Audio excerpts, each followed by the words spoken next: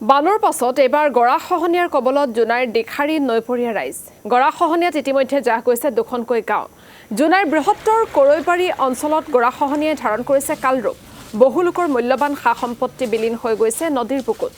স্থানীয় জনপ্ৰতিনিধি তথা বিভাগীয় কৰ্তৃপক্ষক অঞ্চলবাসীৰ জীৱন জীৱিকা সুৰক্ষিত কৰাৰ স্বাৰ্থত শীঘ্ৰে খহনীয়া ৰোধৰ দাবী অঞ্চলবাসীৰ ইয়াৰ এটা প্ৰতিৰোধ কৰিম বুলিখিনি কথাটো দি যায় কিন্তু এতিয়ালৈ মানে বিশেষ ব্যৱস্থাটো লোৱা হোৱা নাই এতিয়া আমি যিমান পাৰে অতি সোনকালে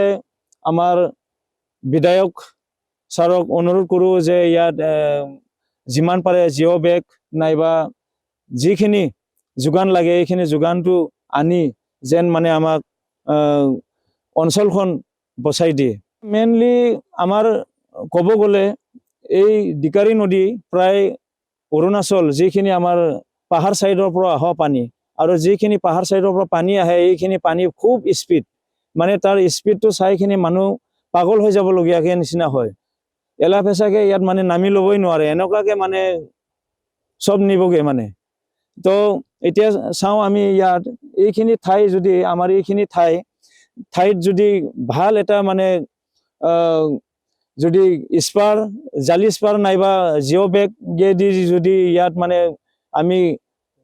প্ৰতিৰোধ নকৰোঁ তেতিয়াহ'লে ইয়াত আমাৰ